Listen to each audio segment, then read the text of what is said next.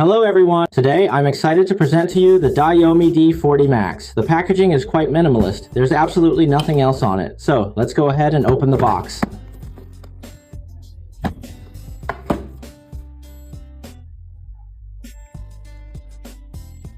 Inside, there's a screen protector kit, a soft cushion, and the main body of the device itself. What do you all think of this machine's appearance? There's also a data cable, but no other accessories are included. First, let's take a look at the buttons. The ABXYTs use conductive rubber, offering a really nice feel. The D-pad also.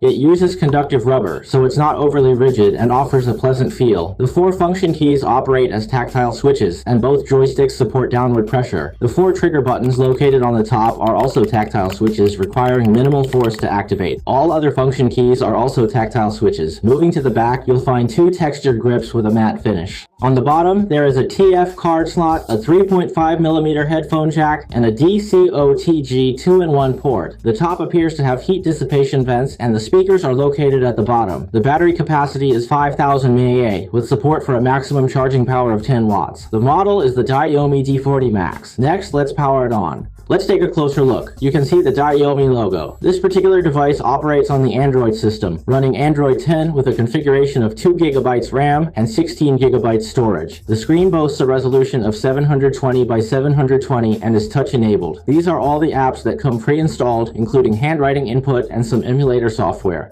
It features a standalone NDS emulator, PPSSPP, a DC standalone emulator, streaming capabilities, an N64 emulator, and a browser. Running on Android 10, it allows us to install Pegasus frontend or ESDE frontend. Naturally, the device also includes its own built-in frontend and supports wireless connectivity. So first, let's open the built-in frontend. You can access it by long pressing the M key. This frontend looks quite familiar to us. This handheld console also supports adjusting the eye protection mode, which basically means the screen's color temperature. Once you turn it on, the screen becomes yellow. The speaker on this device is also made with excellent quality materials. Even with the volume adjusted to around 20%, the sound is still considerably loud. It's by no means quiet. I'm going to give Tekken 5 a try now, running it on the PSP emulator.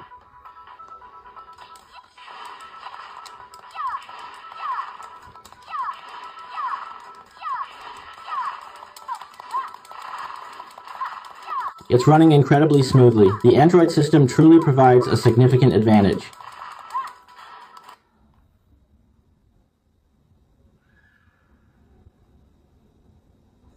It even supports Wii mode, which is worth noting. Let's try out Initial D on the PSP emulator. Everyone observe the frame rate counter in the top right corner of the screen.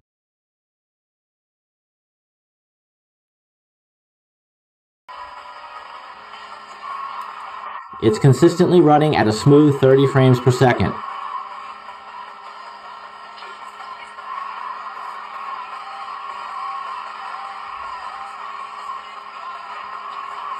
There are no problems at all. It runs at full frames with 1x resolution. Let's take a look at the DC game Soul Calibur next.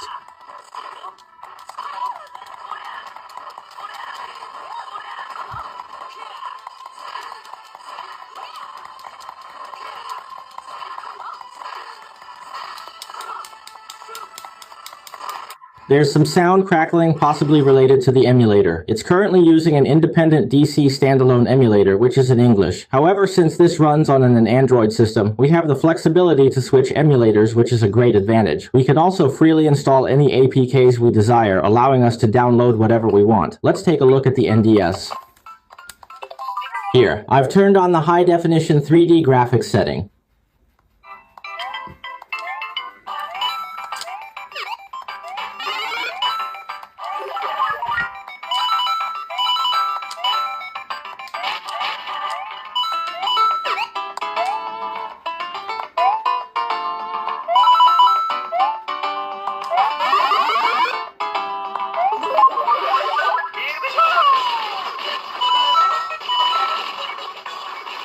It's performing perfectly fine with absolutely no lag whatsoever. Now let's take a moment to examine the screen's quality. No problems here at all. The full-angle IPS screen is outstanding. This device performs exceptionally well when playing GB and GBC games, as its square display allows for full-screen gameplay, which makes the experience for GB and GBC games truly excellent.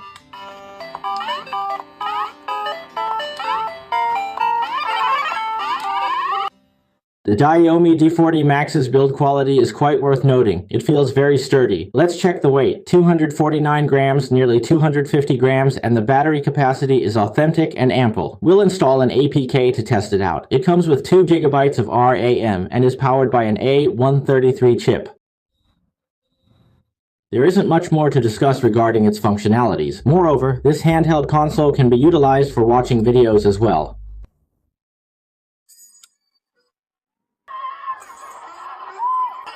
You all see this icon, right? This machine also supports online multiplayer gaming, but that's only limited to international servers, as in the global version. I'm sure for those of you who know, you know, so we won't be demonstrating that here. The D-pad has finally been properly adjusted this time, and there will be no more ghosting inputs.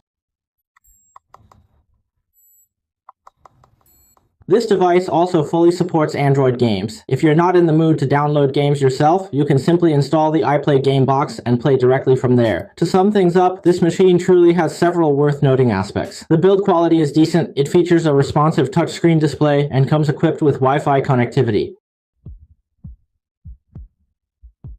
And the international version also supports online multiplayer. What's more, it allows us to download our own APKs, which is an extremely good feature. The only downside, however, is the D-pad. It is positioned a bit too far to the right. This device is also quite affordable. It's truly a very basic Android handheld console, and it's rather interesting. Bluetooth connectivity is supported, and its 5000 mAh battery is certainly sufficient. All in all, pretty impressive. This is a very good machine, and I highly recommend it.